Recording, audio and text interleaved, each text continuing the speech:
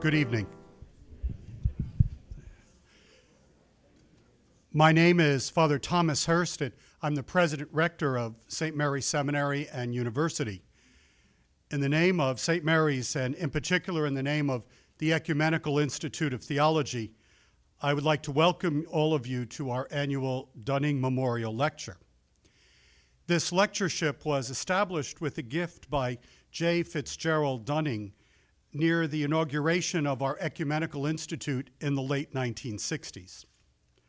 J. Fitzgerald Dunning was a graduate and then a longtime trustee of Johns Hopkins University and had a great interest in education.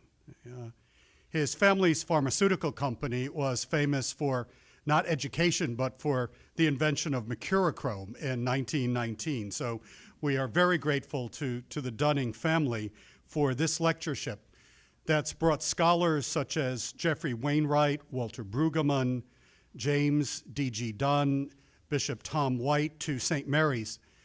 And tonight we have a renowned theologian who will speak to us about a topic that is theologically timely and has been the object of reflection not only by people in the academy, but also by such Christian leaders as the Ecumenical Patriarch Bartolomeo and Pope Benedict XVI.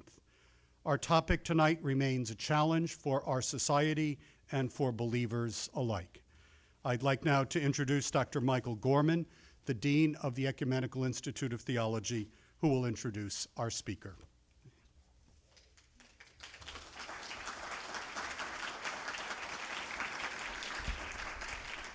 Thank you, Father Hurst, and good evening. Welcome to everybody. Let me second Father Hurst's welcome. Could I please see a show of hands of those of you who are in the building for the first time this evening? Great. Special welcome to you. We're very glad that you are here and hope that you enjoy the evening and profit from it. Dr. Ellen Davis is the Amos Reagan Kearns Distinguished Professor of Bible and Practical Theology at Duke University Divinity School.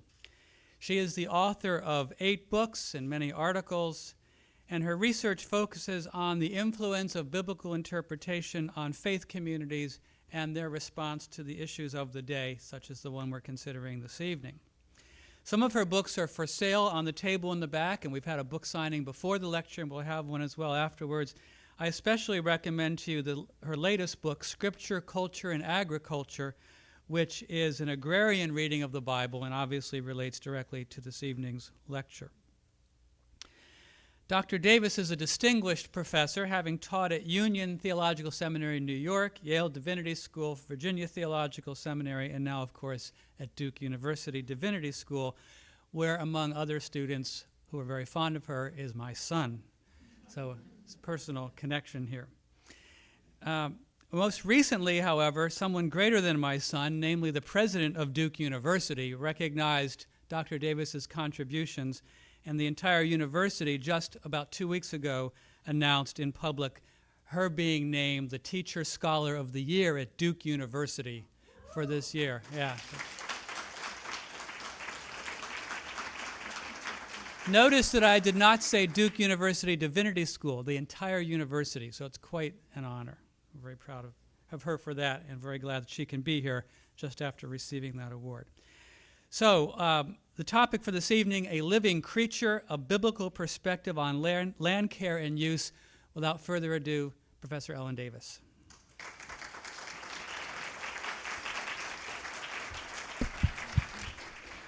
Thank you. It's a delight to be here. The president of Duke University is not a greater person than Mark Gorman. But it is a great delight to be here with friends, with some of my former students, with one of my former teachers, Professor John Donahue. Thank you for inviting me. My mother would be gratified because I'm sure she thinks that it is because I was painted with mercurochrome regularly that I survived to adulthood.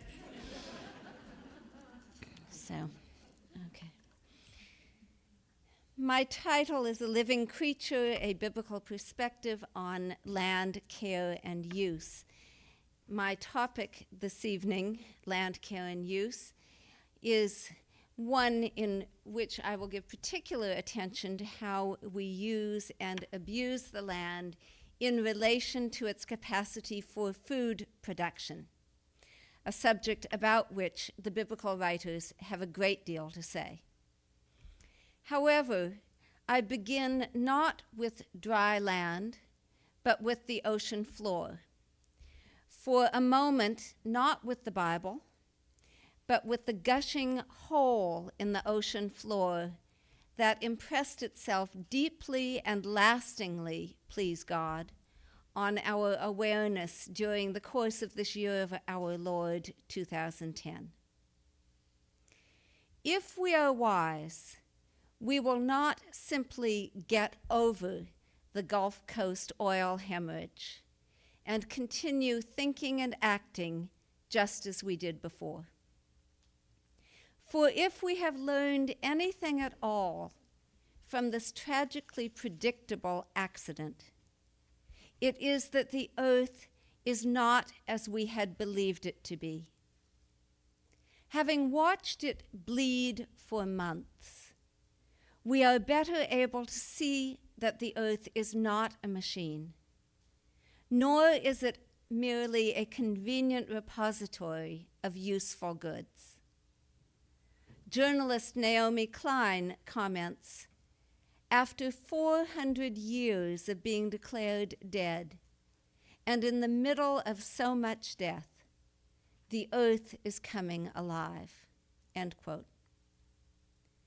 To rephrase that in the terms coined by philosopher-theologian Martin Buber some 90 years ago, the earth is not an it, but a thou.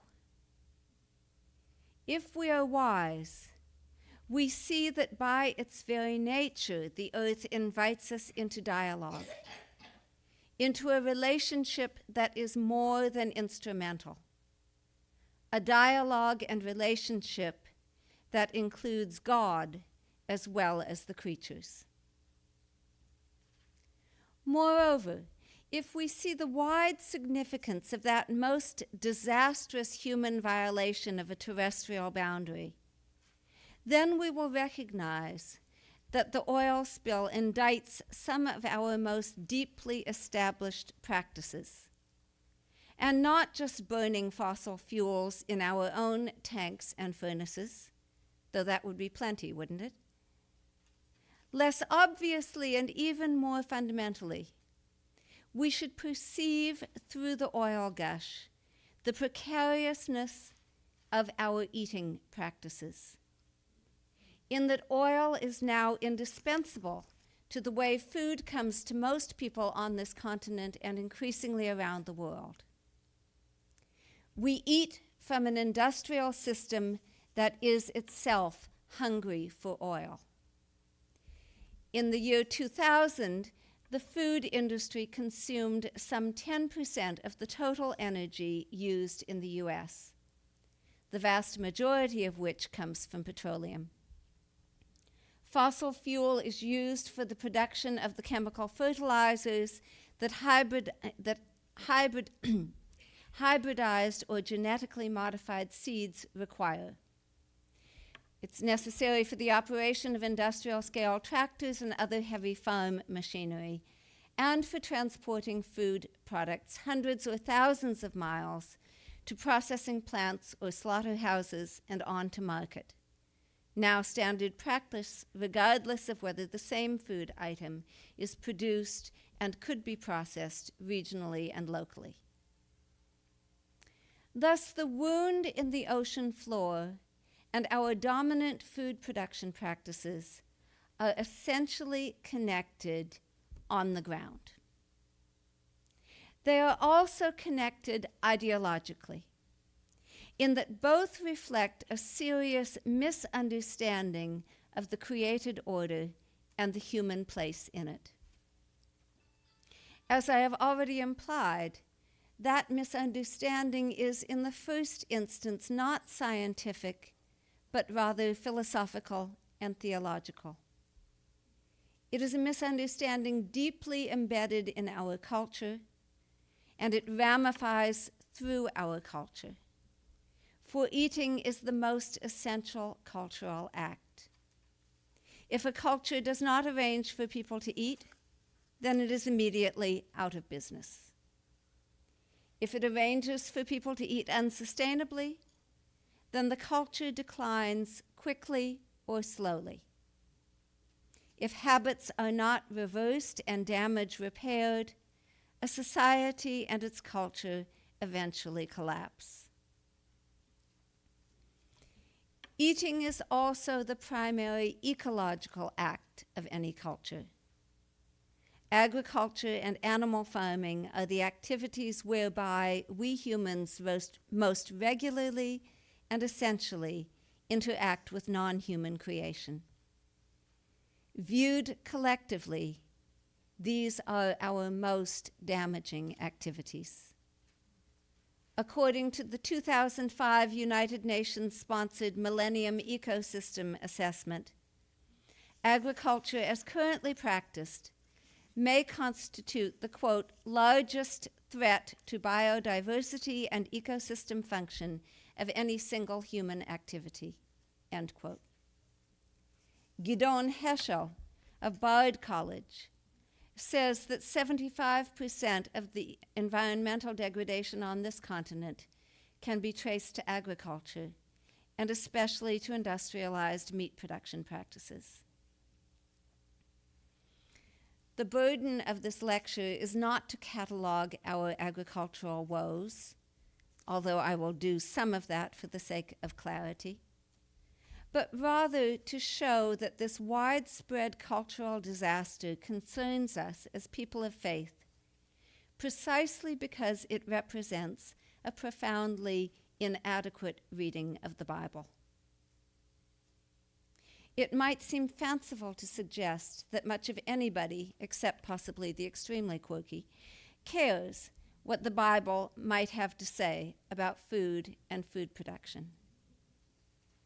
Yet, having spoken about these matters in diverse settings and countries over the last several years, I have been surprised to find that even those who do not habitually read the Bible still care what it says, and especially those who are themselves involved in food production care: farmers, soil scientists, plant geneticists.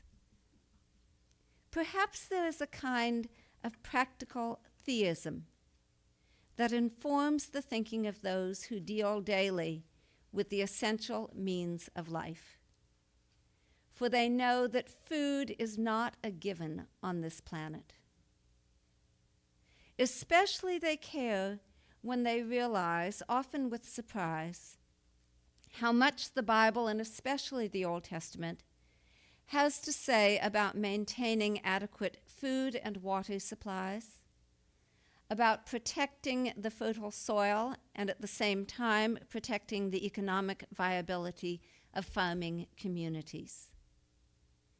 The detailed biblical concern for matters such as these leads British scholar Margaret Barker to make the plausible suggestion that the Hebrew word tzedakah, righteousness, functions in descriptions of the created order as a near analog to our word sustainability.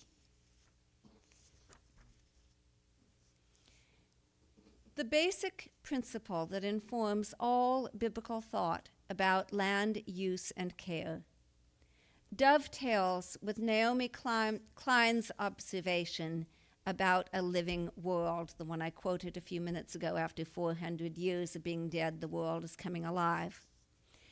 Although that can be stated in explicitly, and should be stated in explicitly theological terms for our purposes, I suggest this restatement. The earth is a living creature with its own integrity in the sight of its creator. That the earth is alive to God is evident already from the first chapter of the Bible, where the earth receives a direct divine summons. Let the earth grass. That's my translation of Tadshe ha'aretz deshe. let the earth grass grass. This unprecedented event calls for what seems to be a new Hebrew verb, to grass. And it was so. The earth brought forth grass, herbage, seeding seed, each in its own kind, and trees making fruit, which had its seed in it, each of its own kind, and God saw how good it was. Genesis chapter 1, verses 11 and 12. Thus, one creature, the earth, produces the food that will sustain all the others. And God rejoices to see the well-regulated, self-perpetuating system unfold. As theologian Michael Welker observes, the creature's own activity as a constitutive element in the process of creation is seen in harmony with God's action. End quote. To evoke Buber again, the earth is a creature to be addressed and not just manipulated. It is a fellow creature that proves capable of active, even willing response to the Creator. The earth's enduring capacity for responsiveness to God is indicated by Psalms such as 96, 97, 98. I call them the Fantasia Psalms. For they show the earth rejoicing, rivers clapping hands, mountains shouting out, lightning making fireworks, the earth rejoicing when God comes to judge the world in righteousness, but tzedek, again, that word that we might associate with sustainability, to judge the world in righteousness and nations equitably.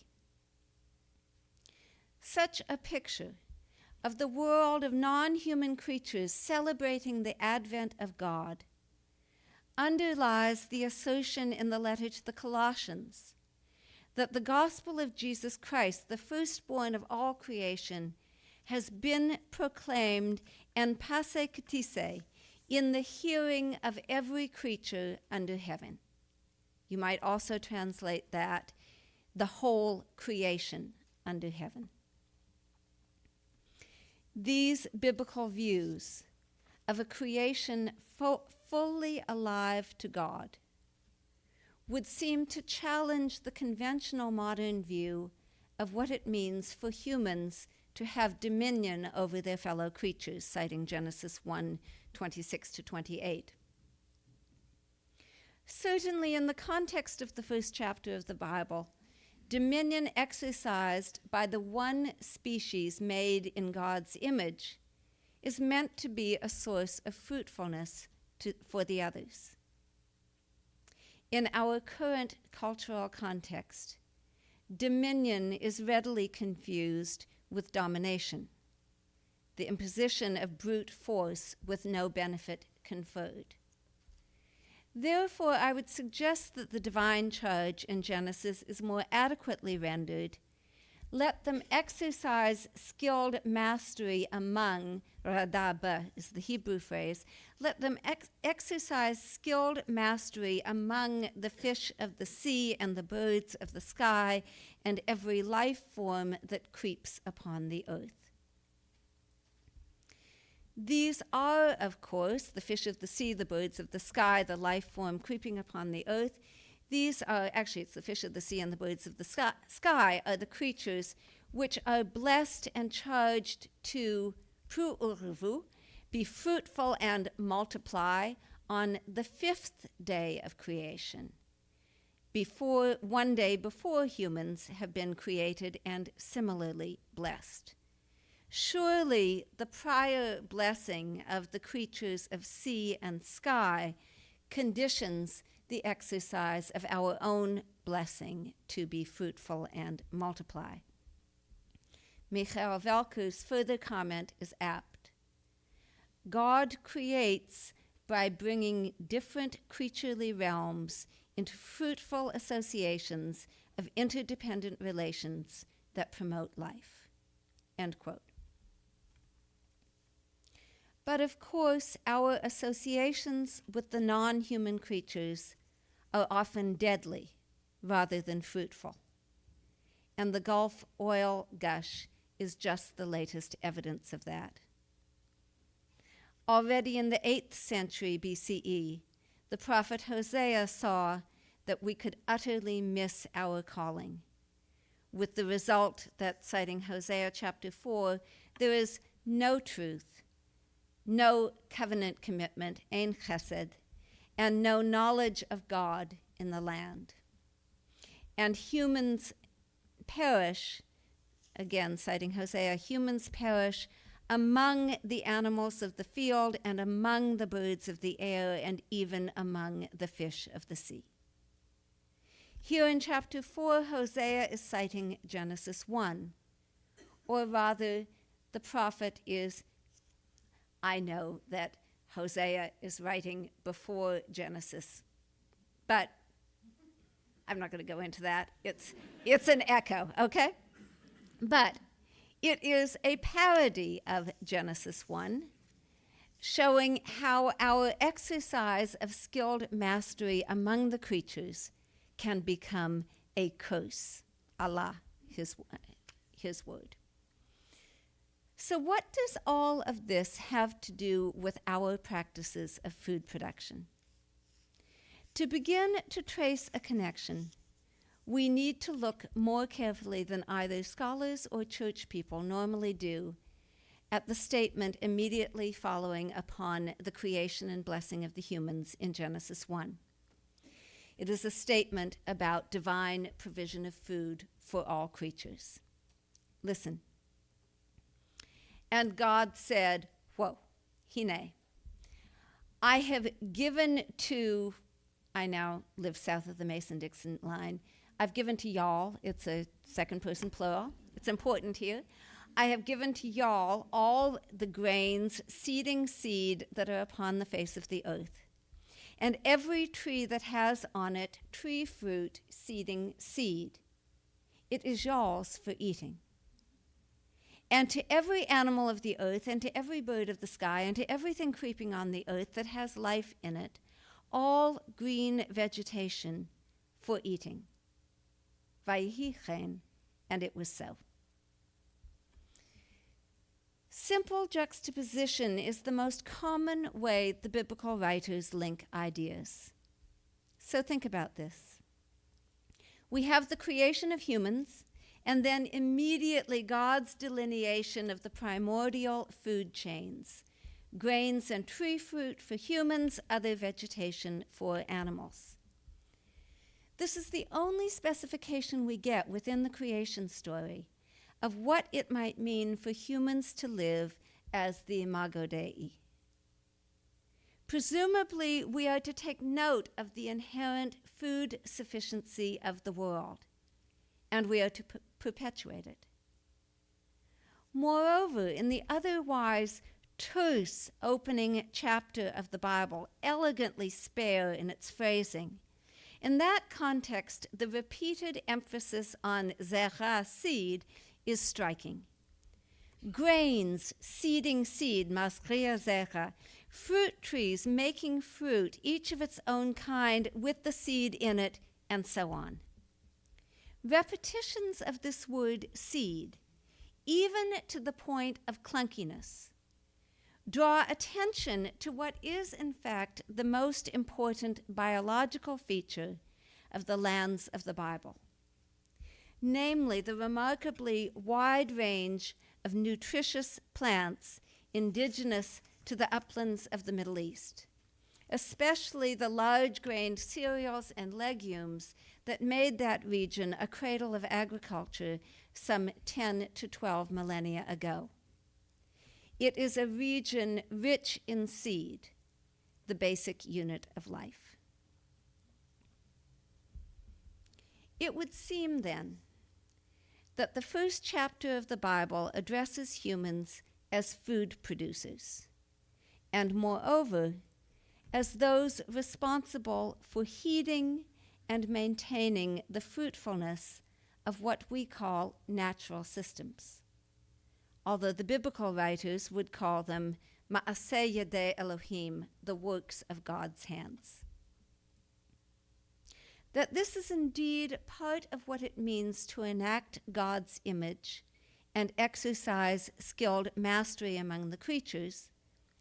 This is confirmed by a passage such as Isaiah 28, which shows the farmer planting wisely under direct divine tutelage. Especially it is confirmed by Psalm 65, which portrays God as a farmer working in the fields, just as virtually everyone in ancient Israel worked in the fields. The Psalms are the verbal icons of the Bible. They give us vivid, detailed word pictures of our world as seen from the perspective of the divine. That's what an icon does, right? It shows us our world seen from the perspective of the divine. So let your mind form a picture as you listen to these concluding lines of Psalm 65. And you have this green handout, which is my translations of Psalms 65 and 85. We'll get to 85 later on. But I'm just going to read you the last, well, as I've set it out here, 3 stanzas, sort of Psalm 65. The psalm begins, just to give you an overview, Psalm 65 begins with the macro level of creation, God creating the world, and that lovely line, he sets firm the mountains in his strength, he is girded with might, he silences the roar of the seas, the roar of their waves, and the din of nations. Those who inhabit the ends of the earth feel reverent fear at your signs. The reaches of morning and evening you make ring with joy. So that's the macro level of creation. And note that line, he sets firm the mountains in his strength. You're now going to see God setting something else in place. But listen. You visit the earth and water it. You abundantly enrich it. God's stream full of water, not to be taken for granted in the semi-arid land of Israel. You set their grain. It's exactly the same word that's used for setting the mountains in place. You set their grain, just so you set it, drenching its furrows, settling its hillocks. You melt it with showers, its growth you bless. You crown the year with your goodness, and your wagon tracks drip ripeness. The pastures of the wilderness are dripping, and the hills are girdled with joy. The meadows are clothed with the flocks, and the valleys robed in grain. They shout out, they even sing. Do you see it? God tending the land with expert hands, land decked with healthy animals and grain as a source of praise for God. The subtext that any Israelite farmer, 98% of the population, would hear is that caring properly for the land and our fellow creatures enables us to enact the image of God, Imago Dei, to enact that on a daily basis. So what about us here this evening? Almost all Israelites were farmers, and almost all of us are not. Yet all of us eat, and therefore virtually all of us are enmeshed daily in our catastrophic food production system. It would be difficult to design a food system with operating principles more fundamentally opposed to the biblical vision for land use and care than are those of industrialized agriculture. For instance, Genesis 1 celebrates a world rich in plant diversity, each of its own kind. By contrast, nearly exclusive dependence on hybrids has drastically reduced the seed base for all major food crops, reduced it to a few closely related strains that produce maximally but only with high chemical and irrigation inputs. Again, the creation story suggests that humans have an innate kinship with the soil. We are Adam, formed from Adamah. Adam, humans, from Adamah, fertile soil. It actually works the wordplay works in English. We're humans from humus. Okay? The first work given to humans in Eden is to serve and preserve the fertile earth. La'ovda u'lashomra, to serve and preserve it. By contrast, our agricultural practices result in erosion rates that vastly exceed replacement, in widespread chemical toxification of soil and water sources, in great rivers such as the Colorado running dry far short of their mouths, and hundreds, or is it thousands, of dead zones in coastal areas around the world.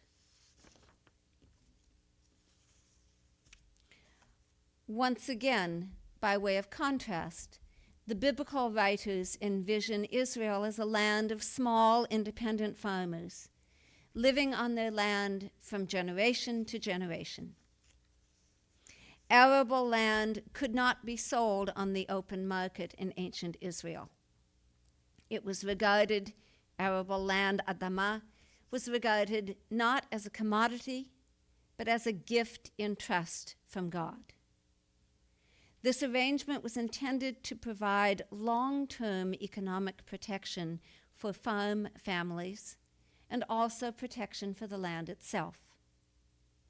The land of Israel altogether constitutes a highly variable and fragile ecological niche, which can be farmed successfully only by those who know it intimately and respect its needs. By contrast, in industrialized culture, most arable land is now owned by multinational corporations. It's worked by migrants or tenant farmers and managed with the aim of providing short-term profit for the corporations, regardless of the actual cost to local communities and the land itself. Nothing could be farther from the intention of Torah, the great teaching that is meant to establish an equitable law for the people of Israel, citing from Deuteronomy 11, that you may live long on the Adamah, the fertile soil that the Lord pledged to your ancestors, to give to them and their seed, Zerah, that word that we saw before, Zerah, a land oozing with milk and honey. As Torah and the rest of the Bible makes clear, the land was given for the sake of righteousness. Both the land and its fertility can be forfeited through moral failure. Leviticus, Deuteronomy, Jeremiah, Amos, Hosea, all these and others would counter our modern tendency to separate our moral conduct from our economic and ecological conduct and view them as separate spheres. Rather, from a biblical perspective, all belong to the comprehensive state of right relationship known as tzedakah, righteousness, sustainability. Thus, a biblically informed analysis of our prevailing practices of land use and food production makes it clear that things must change if we are not to suffer the worst possible consequences of our heedlessness. The book of Revelation suggests what those worst possible consequences might be, with the prophetic declaration that brings an end to the triumph of evil in this world. We're at the end of chapter 11 of Revelation, just before the great war in heaven breaks out.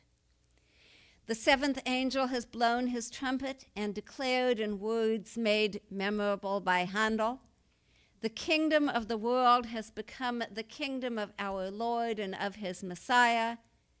Sheila, help me. And he shall reign forever and ever. Okay. At that point, the 24 elders who sit on thrones before God fall on their faces, giving thanks to God and calling for God's just judgment. This is a desirable thing, God's just judgment. Just as we saw in those Fantasia Psalms, when the rivers and hills rejoiced that God was coming to judge the world, but tzedek, in righteousness, in sustainability, and the nations equitably. And now listen to what the elders say. The time has come, I'm abbreviating here slightly, the time has come for rewarding your servants, the prophets, and saints, and all who fear your name, both small and great, and for destroying those who destroy the earth. That's verse 18 of Revelation 11. And for destroying those who destroy the earth. The book of Revelation's first great theme is that the reign of evil is approaching its end. Identified as a prophecy, the book of Revelation as a whole calls its readers to recognize the extent to which we ourselves may participate in destructive actions and systems. And it calls us, through that recognition, to change. In sum, we are called to participate in God's new creation, which constitutes the second great theme of Revelation. Contrary to the popular view of the book, the promise of a new creation points first to the practice of righteousness in all its dimensions in this world. Future visions have an ethical motivation. Therefore, it is appropriate to ask, what kind of land use and food production practices might be congruent with the Bible's culminating vision of a world where the river of life runs bright as crystal, and beside it the tree of life with health-giving leaves bears fruit year-round, a different fruit every month. This is the ultimate biblical image of food security, which was no less a concern in the ancient world than it should be in our own, than it is for millions of people in our world. There is no pat answer to the question about biblically defensible food practices in our own culture, what those might be. But a number of relatively new initiatives deserve attention from this perspective. Among these, I would include the proliferation of farmers markets and membership farms, or CSAs, community-supported agriculture, though in some places CSA can accurately stand for church-supported agriculture. These initiatives which increase profits for farmers. Moreover, CSAs give consumers a direct stake in the harvest, thus promoting increased awareness of the extent to which we all eat by the grace of God and the patient faithfulness with which land is tended. They give us all a stake in the weather. Faithfulness sprouts from the earth, says the farmer. Says the psalmist, who must have been a farmer. Emet mi eretz titzmach, I think it's, or emet titzmach min ha'aretz, I think that's how it goes. Faithfulness sprouts from the earth. This is Psalm 85. We'll return to that later. Truth sprouts. It grows up like a plant.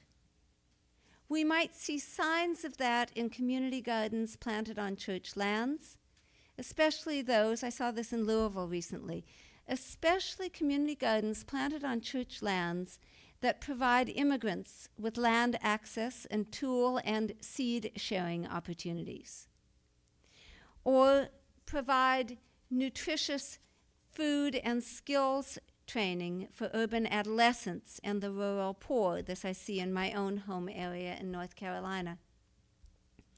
One very promising model is Shalom Farms, a cooperative project sponsored by the United Methodist Urban Ministries of Richmond, Virginia, whose goal is to increase food security in metropolitan Richmond, and particularly in low-income urban neighborhoods. Long-term, multi-generational faithfulness to land and community. This is evidenced in various forms of legal trust arrangements that protect family farms from commercial development in inverted commas, including corporation agriculture. This kind of land trust arrangement would seem to be the modern analog to the Israelite social institution of Nachalah, which prescribed that arable land be treated not as a commodity, not as real estate, but as an intergenerational trust held by farm families. As I mentioned, there is no record, biblical or archaeological, no record of any Israelite voluntarily selling arable land on the open market. This is quite remarkable and quite in contrast to Mesopotamia or Egypt, where we do have such records in numbers. In Israel, you could sell a townhouse in a city, essentially a landless property, but you could not sell land on which food could be grown. Selling that would be squandering your nachalah, your God-given inheritance, your children's and grandchildren's food security. The story of Naboth's vineyard in 1 Kings 21 shows the prophet Elijah facing off against King Ahab of Samaria, who, along with his wife Jezebel, had just appropriated Naboth's valuable vineyard, arranged for his mock trial and legal murder, and thus broken the local economy and decentralized power structure that the king of Israel was supposed to protect. That story is, of course, talking about what was happening in Israel in Ahab's reign in the 9th century BCE, as subsistence agriculture first began to give way to commodity agriculture under the control of the crown.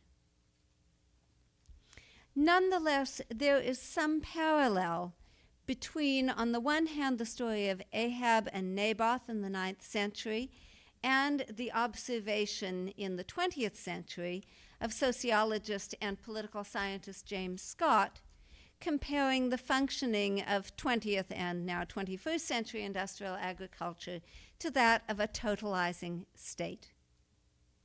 In both cases, economic and political structures are destroyed for the sake of centralizing power and income streams.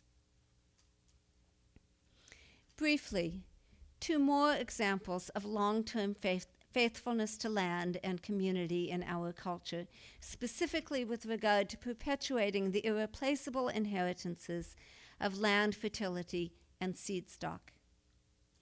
I might give the very highest mark to Wes Jackson's Land Institute in Salina, Kansas, for its now 35 years of work developing a viable and adaptable model of natural systems agriculture. As Wes Jackson puts it, agriculture that works like an ecosystem. In the plains of Kansas, that means developing perennial cereal grains and growing them in polyculture. A dramatic rethinking of agriculture's focus on annual grains for some 10,000 years, with all the attendant problems of erosion and land degradation. Wes says, I'm not interested in working on problems in agriculture. I'm working on the problem, of agriculture, a problem that has existed, as he sees it, for some 10 to 12,000 years. Once someone begins, well, from the perspective of a biblical scholar, if something hasn't been a problem for a few millennia at least, it's probably not yet a very serious problem. Another sign of faithfulness and hope is the seed bank run by ECHO, as it's known, Educational Concerns for Hunger. There must be an O in there too, and I don't know what that O is. Okay. ECHO in Florida, which supports diversified agriculture in tropical regions around the world, the regions whose genetic wealth has been so badly depleted through 2 or 3 generations of industrialized agriculture, with its characteristically narrow base of hybridized plant stock. For most major food crops, wheat, rice, corn, bananas, and so on, the natural seed base includes thousands or tens of thousands of varieties, 30,000 varieties of rice. Yet worldwide, we have come to depend on only a few strains of each of these major food crops. As Wes Jackson says, it is about the same amount of genetic material as is found in a single human couple. This practice makes our food supply highly vulnerable to devastation by pests and disease, the situation that infamously resulted in the Irish potato famine. In the midst of so much death, Naomi Klein said, the earth is coming alive. This is a tremendous opportunity for us as people of faith, an opportunity that may not come to us again. It calls us to awaken quickly and fully from our long cultural slumber and see the earth as it is, a living creature, highly vulnerable to damage, already damaged, yet still capable of giving glory to the Creator of us all. I'm going to close this lecture with another biblical icon, Psalm 85, which offers us a clear vision of both God's faithfulness and our own, a vision fully realized, a faithfulness fully realized and evidenced in the fruitfulness of the earth. I'd like to look at it as we listen to the psalm. So we're going to look at John August Swanson's paragraph of Psalm 85. I may have written on, yes, I've given you the reference here. John August Swanson's paragraph of Psalm 85. Shall we move this over?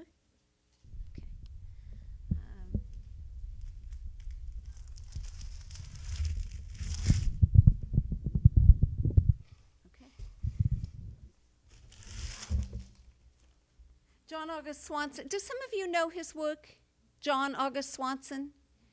He's a Los Angeles artist. He's with a name like Swanson, as you'd expect. His father is Swedish, his mother is Mexican, and he's been very much influenced by the iconographic tradition, Russian iconography. But he's also, now can we bring the lights down and me get out of the way enough so you can see this? So it's a silk print, a serigraph. You can see also, I think, some of the influence of Hispanic art here. And this is it's called Psalm 85. I'm going to read it to you in a minute. But before we listen to the psalm, I'm just interested visually in what strikes you about this image. Just recognizing that it is an illustration of some place in the Bible. What strikes you about it? There's no right answer to this question. I'm just kind of curious. Okay, colors. The colors that he has made the earth. Okay. Textures. different textures, okay? And what about those colors? What about the colors? Okay, there's purple, they're vivid. I mean, they're a rainbow range, aren't they? And, I mean, you've got rainbows everywhere here, it seems to me. You've got rainbows. There's a proper rainbow up there in the upper right-hand. Is this right? Left, thank you. Okay. The upper left-hand corner.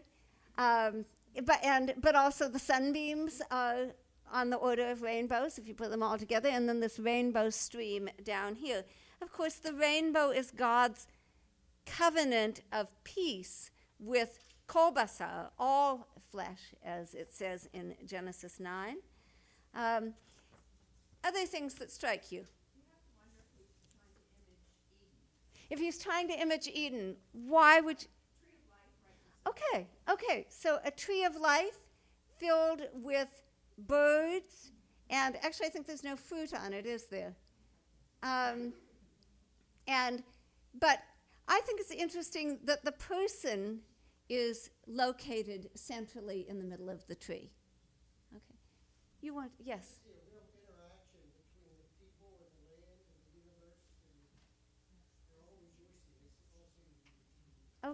Okay. It's sort of like the Fantasia Psalms, isn't it? That it is joy is not a quality that is limited to human beings. Nice. Anything else anyone wants to comment on? Design? Say something. The land is, although it is striped, it is various patterns that evoke different feelings. As an artist, I just see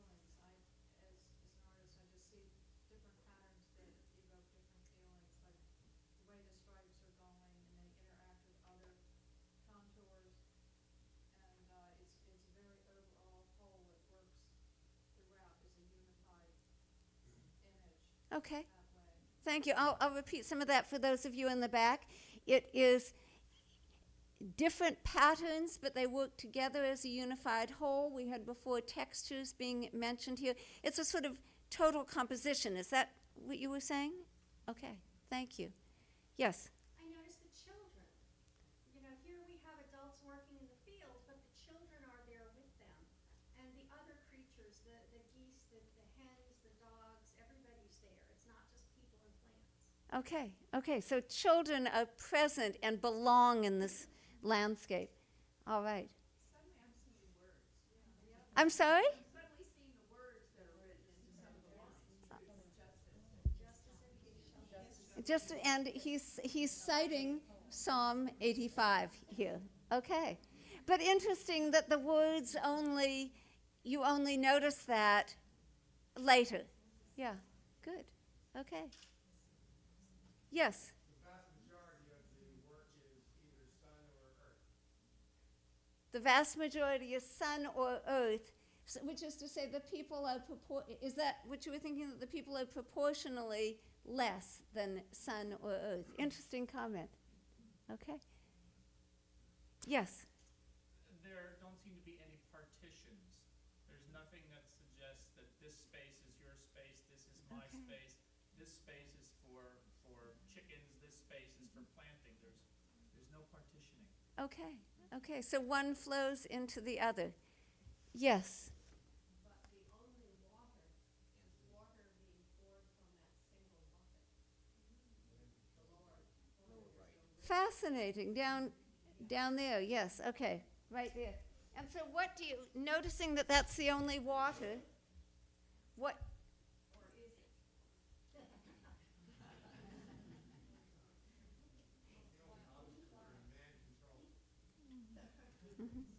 it? That then reminds me, Doris mentioned that this is evocative of Eden.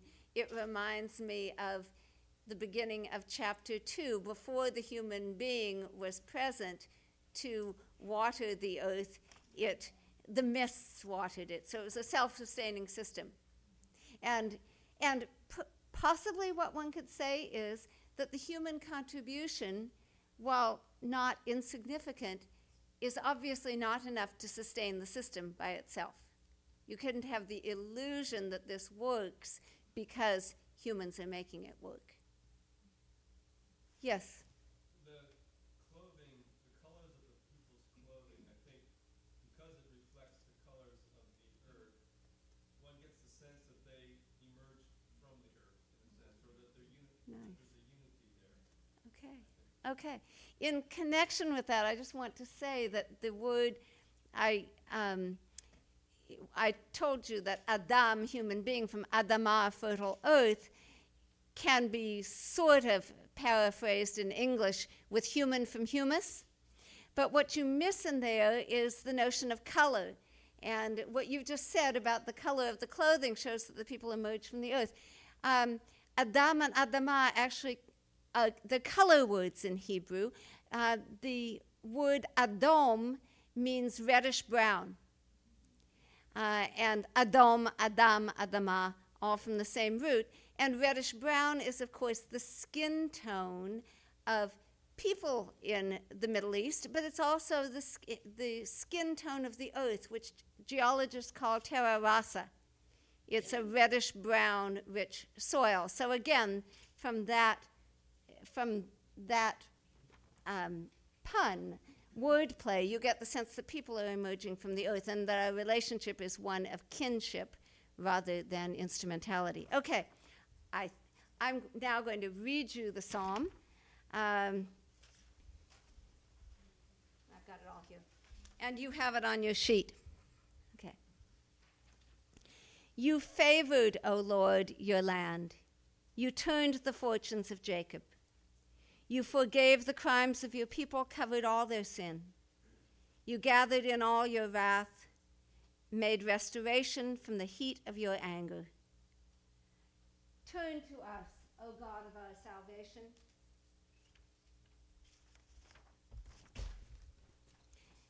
And break through your vexation with us. Will you always rage at us? Draw out your anger generation after generation. Will you not turn, give us life, so that people may rejoice in you? Show us, O Lord, your loyal love, and give us your salvation. Let me listen. What is God saying? The Lord. Indeed, he speaks shalom to his people and to those loyal to him. And may they not turn back to folly.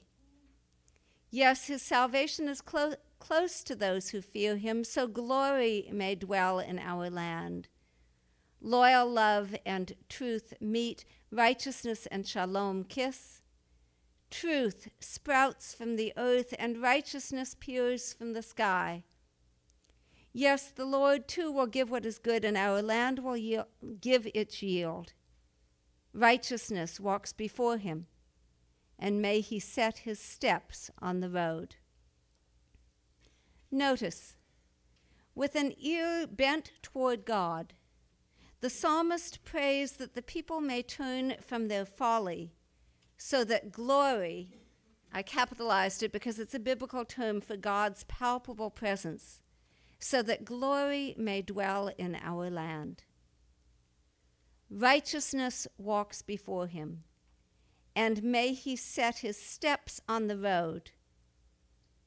Can we even begin to imagine a faithfulness so fully realized that the fertile earth invites the divine farmer to walk upon it, as God once walked in Eden, and as far as the Old Testament knows, has not walked since?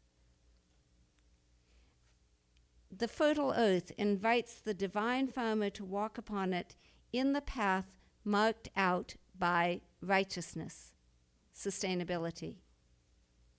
That is a vision that holds healing power for the whole creation under heaven. May we see it in our time, good Lord. Thank you.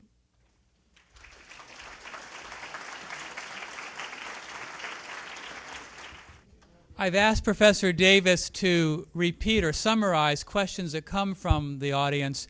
I'd ask you to keep your questions brief and to the point so that we can get as many voices as possible here this evening. So without further ado, the first question, if anybody has one. Can we have comments too, or is that just Of not course. viable? Okay, you're invited to make comments too. But if you make comments, please remember, is this on? Yes. Okay, but if you make comments, please remember that you're speaking to people in a large space And brief. and brief. So, yes. Outside of the Bible, when you mentioned West Jackson, and it's a fascinating and an idea for me. What other contemporaries do you admire and follow? What other contemporary individuals? Yeah, like West Jackson. Right.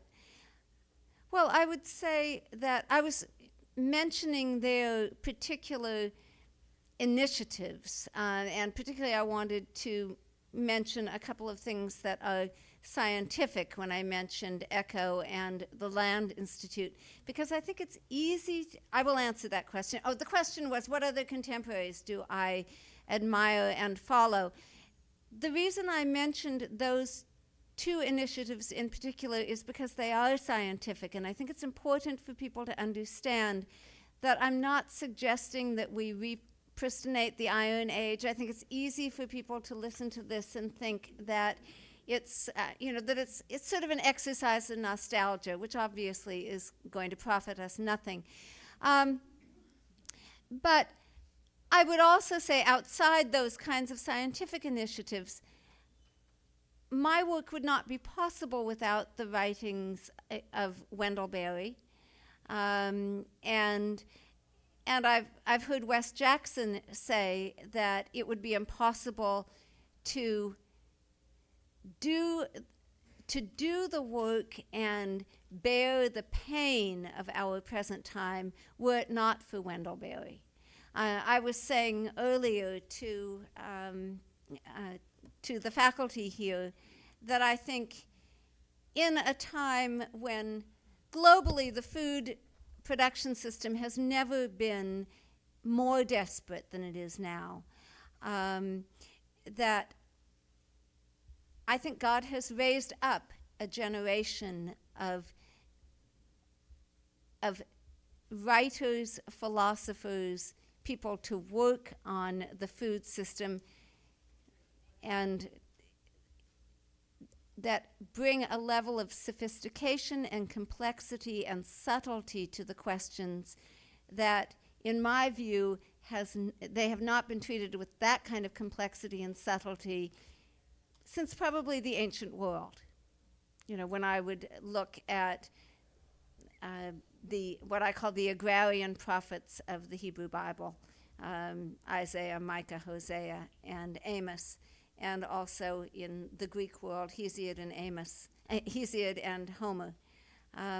This is, fairly, but now in our age, there's this new articulation of an agrarian perspective. In addition to Wendell Berry, who's certainly the most influential of the agrarian writers, in the newer generation, my colleague Norman Wurzbach at Duke, I think, is doing very important work, and he is unusually amongst the agrarians. He is himself a theologian and a philosopher of religion. So there are others, but I'll leave that. I'll mention one other, actually, thinking some of the folks that I know in North Carolina who are doing, actually in North Carolina and also New Mexico, who are doing grass farming, raising animals, but with rotational pastures and that kind of thing, have been enormously influenced by Alan Savory's work in Africa. So, yes. Just a comment. I love the way you've lifted up the agrarian aspect of the early prophets you mentioned. But it strikes me in reading Jeremiah and reading 2nd Isaiah that although they're from an urban community, they are as deeply imbued with an agrarian perspective as any of the Yeah. prophets. No. And I think it's so easy for us today to try to make a distinction between agrarian or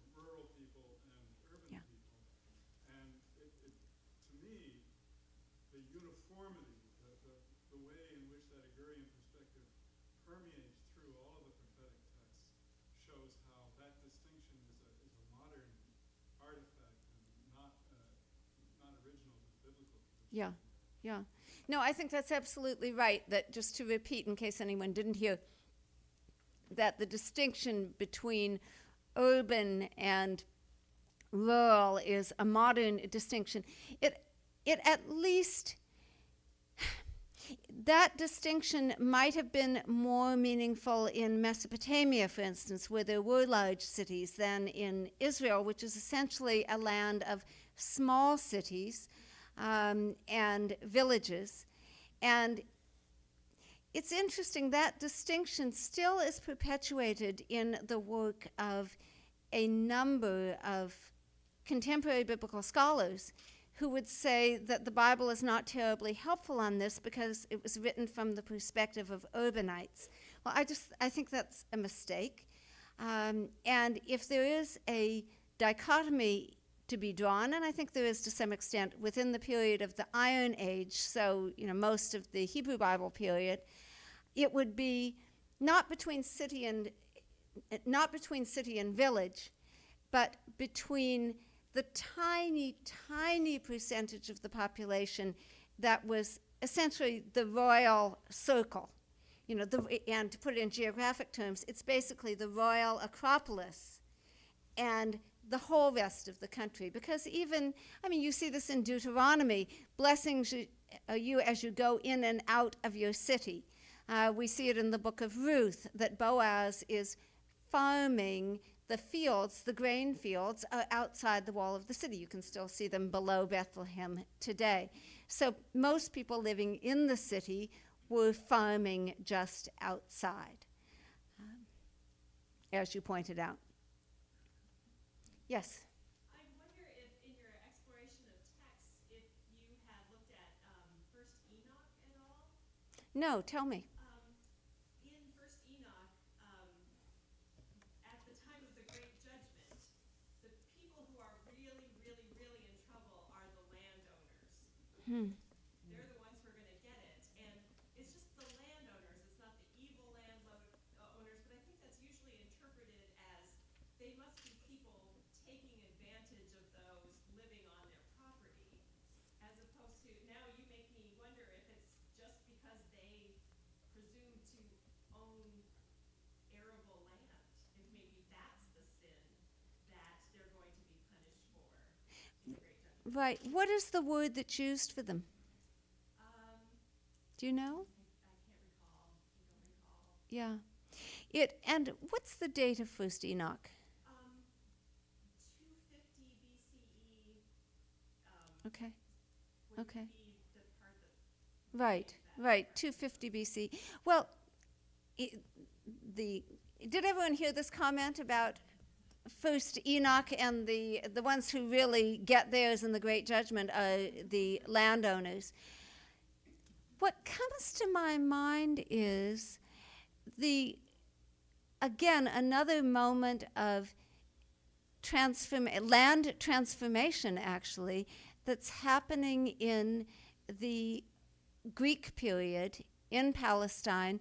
Doesn't Zeno talk about traveling through the land around that same period, I'm pretty sure, and seeing, and Zeno talks about a Greek travel writer in ancient Palestine, okay, who talks about the fact that what the Greeks are most interested in seeing when they come to that land is the plantations. And the plantations that are like down in the Jordan River Valley, where Jews are being worked as slaves, and for Greek landowners, sometimes for Jewish landowners. And that's really, as far as I know, the first time that there is a more general polarization within the populace than the one that I was just suggesting. That there are some folks getting rich in wider numbers than have happened before, and Jerusalem by this time it's a polis, isn't it? Wouldn't that be true? It's a Greek city. I think it's a somewhat different world. I actually think this is about the same time as the Song of Songs. And I think the Song of Songs is talking about, as you know, the Song of Songs is, I think, in one of its many aspects, one of the things it's imaging is the reintegration between Jerusalem. You know, the woman is called the Shulamite, okay, which sounds like Yerushalayim, right? Okay, that one of the things that's being imaged is the marriage between the city and the countryside, because the woman represents literally in her body, she represents both the city and the garden in its full fruitfulness. So I would connect it to that. Some would think I had entirely taken leave of my senses, but I've persuaded myself. Yes, Katrina. You said that there was no record of open market sales of arable land. Do you have any sense of what water resources were, how they were handled? Were they considered to be shared and open?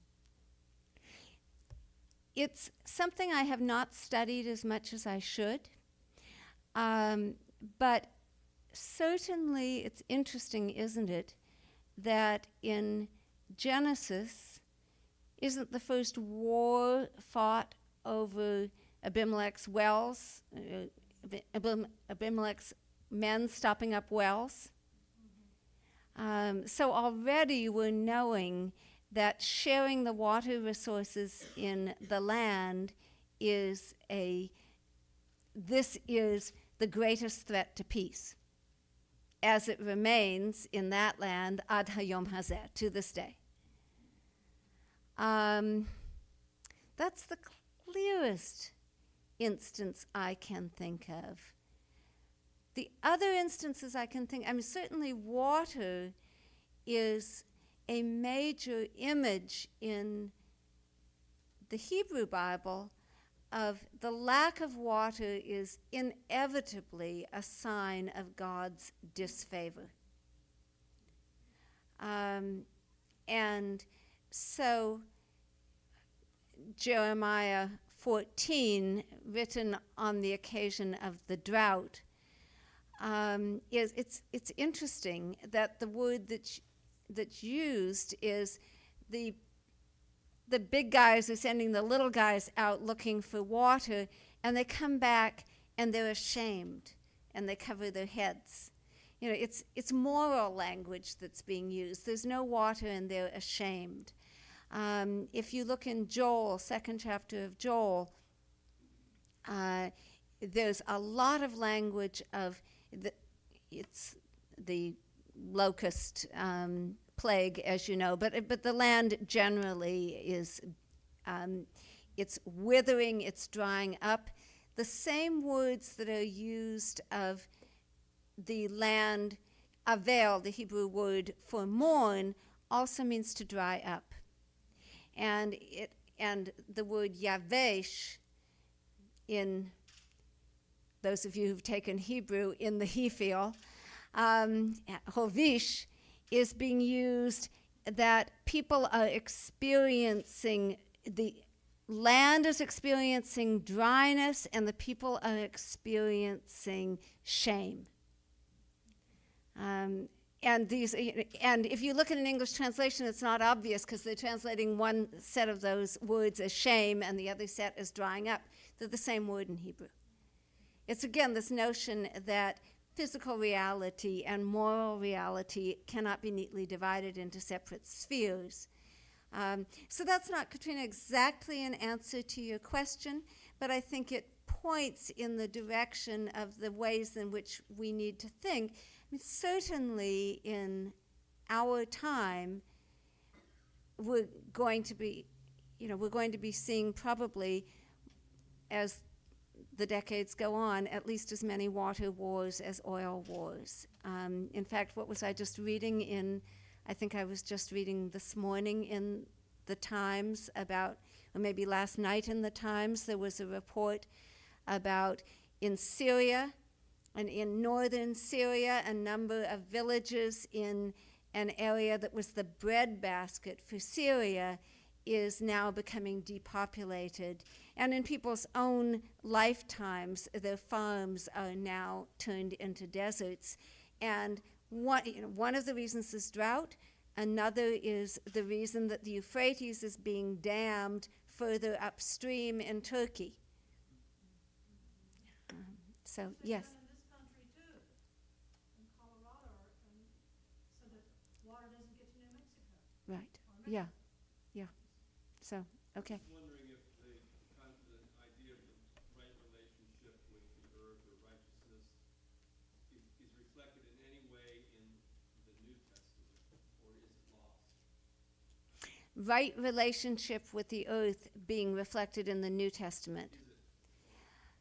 Michael Gorman, your public awaits. You've got some students working on this. I don't think it's lost. I think in the Gospels. Do you want to say a word? Well, I'll say something. Ellen has a student working on this very topic in Paul right now. On you've got Romans 8. You've got the visions in Revelation, and there's so much about land in the Gospels. So I think it's something we've glossed over, but it's not missing. And there are people working on this. One of our former Ecumenical Institute students did her PhD on land in the Gospels. And so there are people working on it, but it's just coming to the surface in a variety of ways. Yeah. And of course, W.D. Davies laid a lot of the groundwork, literally, in his work on land. Although he wasn't working on the agrarian issues, so to speak. I think, in general, you maybe need to transpose the terms a little bit for some of the New Testament.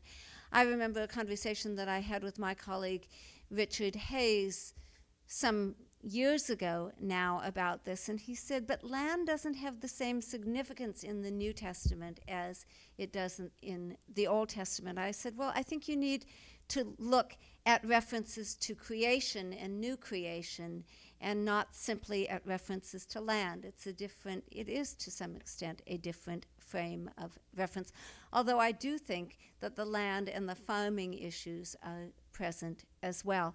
But in the work that I've been doing, building toward this book on agriculture, I've gradually realized that I was sort of shifting the paradigm for how biblical scholars tend to talk about land, because when we talk about the Bible and Israel, we tend to focus on land possession. And land possession is an issue. There's no question about that. It's an issue in the Bible as it is in the present. But in the Bible, land possession is always conditional upon land care. And we've tended to divide those two things as we've divided so many other things and not seen that conditionality. If you don't, if you don't care for the land, then in a biblical perspective, you get booted out of it. And if you don't live on the land according to the limits that God has set, you get booted out of it. And the first time that happens is the man and the woman getting booted out of Eden when they eat against the rules. It's an eating violation that gets them booted out of Eden. I don't think that's a casual, I don't think anything else would have done. There was a time I would have said, if God had said, under no circumstances are you to pick the flowers, and they'd pick the flowers, they were out of there. But I actually think it's crucial that it was eating. The one thing that was set up was not eating within the strictures God had set, and that. When you've looked at Genesis 1 with the kind of care that we were doing here, then that makes perfect sense when you get to Genesis 2 and 3, that this is the intolerable sin. Yes? So many young people are vegans and they're very conscious of sustainable eating, but most of them are secular humanists.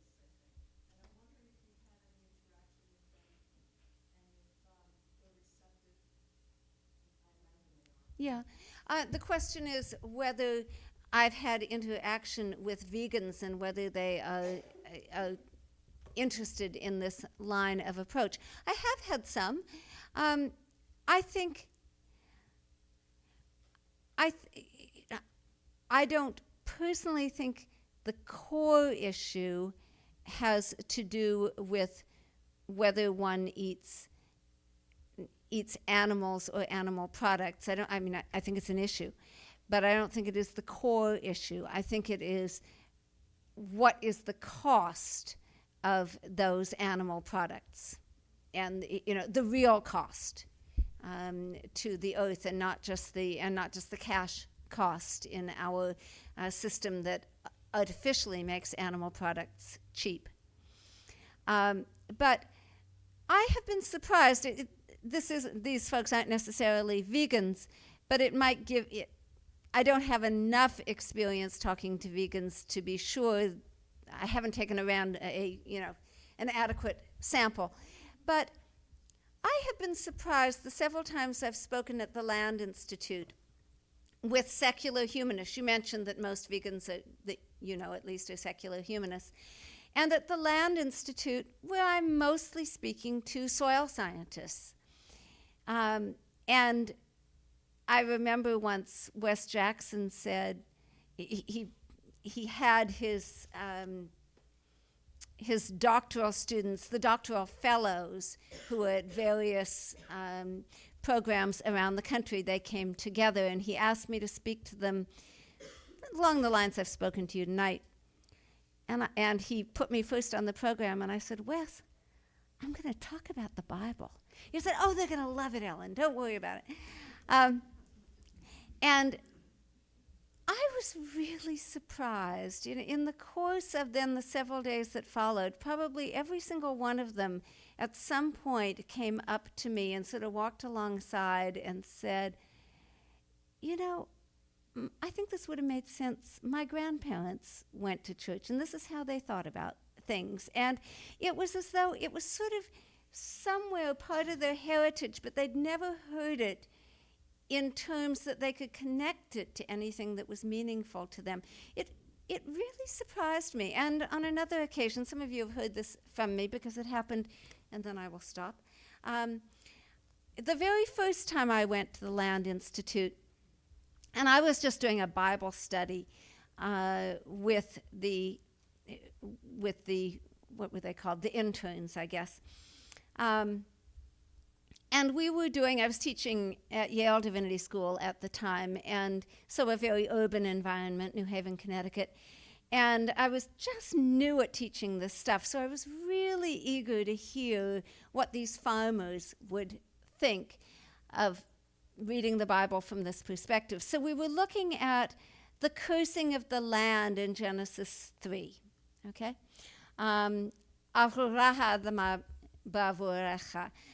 Cursed is the land on account of you. Not just the land, but the Adamah, the fertile soil. And I said, what's going on here? Is God just in an exceptionally bad mood? And which was more or less what my students in New Haven had, concluded. And I knew there was something sort of wrong with that, but I didn't know exactly. And one of them was sitting right here, repenting. And and I knew there was something not entirely right about that, but I couldn't really figure out what it was. And so I said, so how does this read from your perspective? And, they looked at me, obviously accounting me a very low-watt bulb. And they said, well, it's sort of obvious that if we're out of sync with the land, if we're out of sync with God, the land is going to be the first place that is felt. And these folks were not theologians. They were not Bible readers. That was just instinctual for them. They worked the land, and they knew that if we were not in the right place, the land was going to feel it.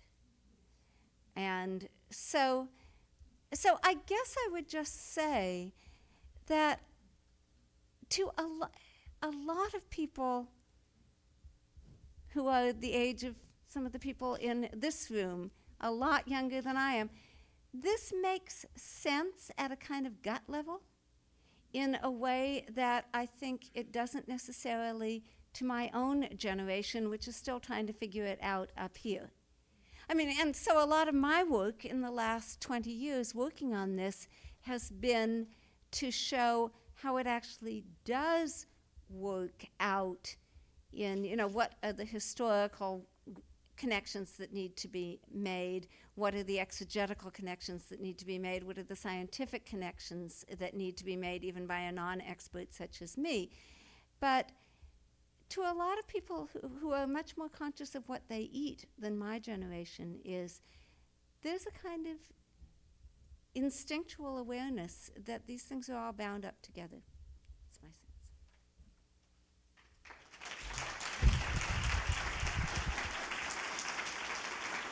sense.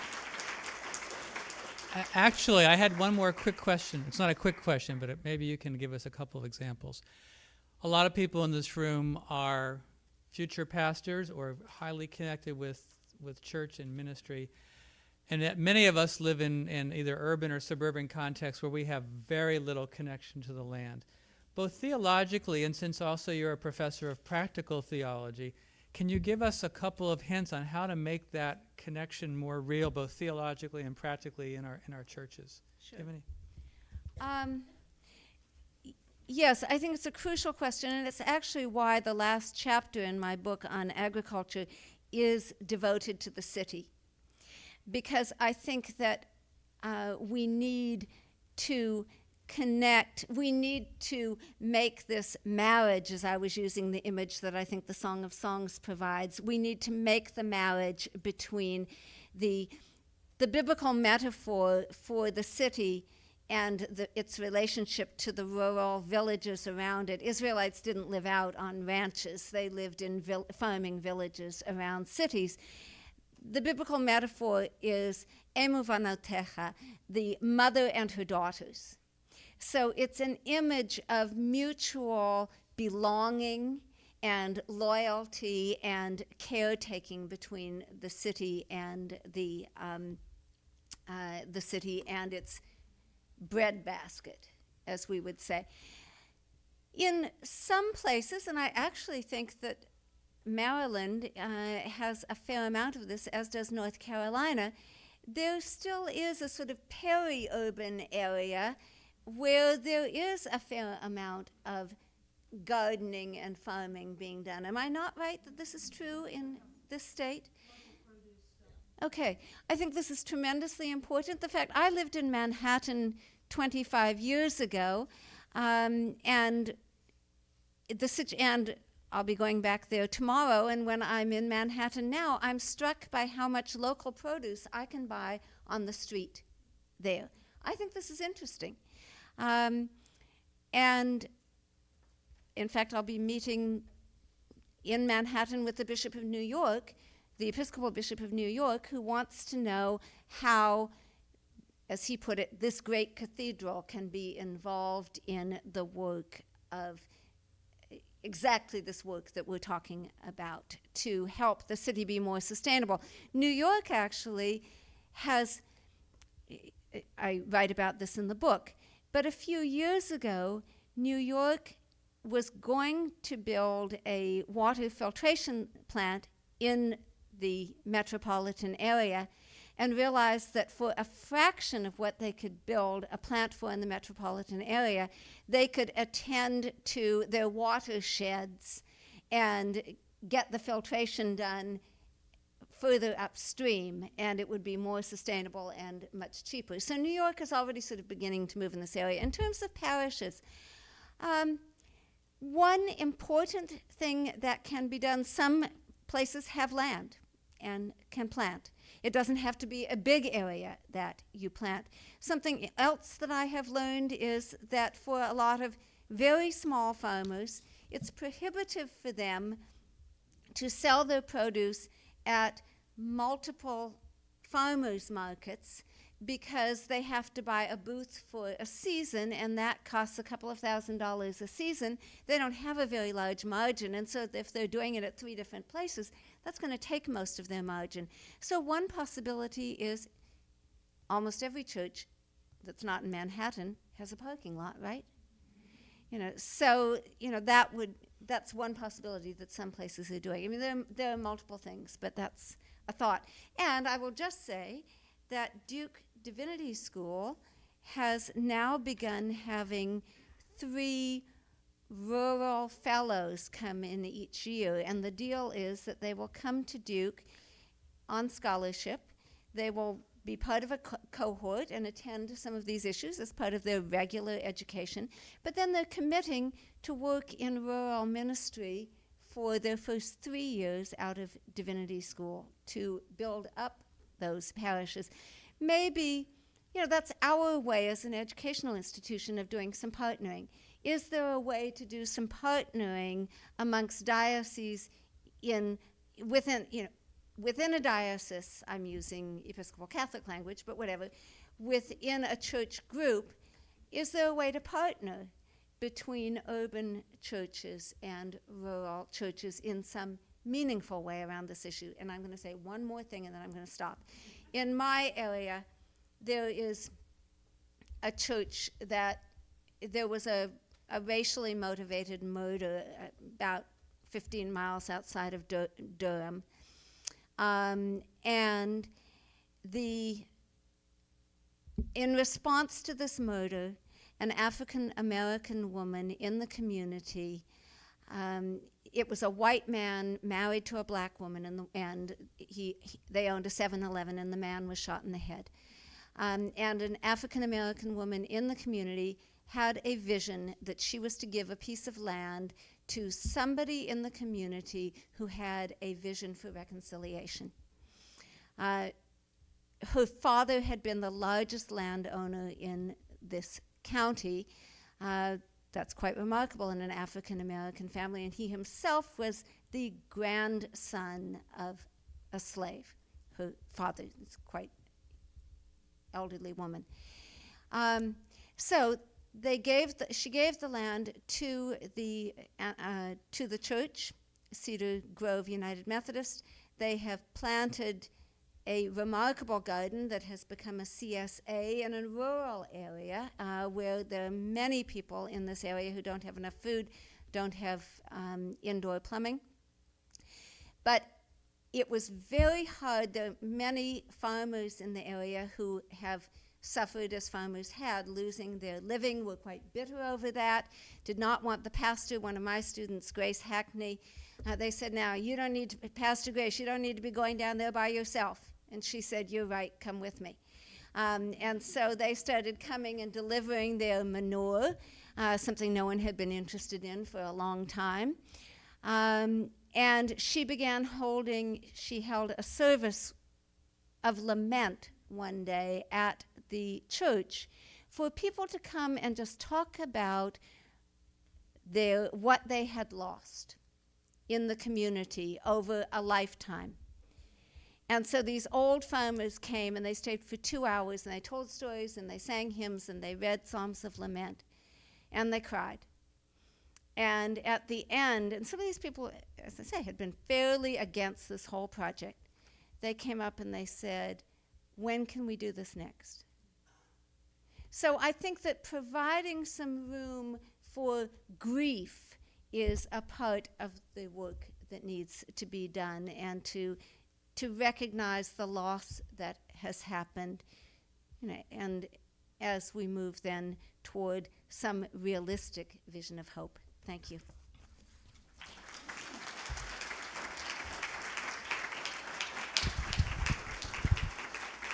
Professor Davis, thank you so much for those stimulating comments and for this wonderful lecture.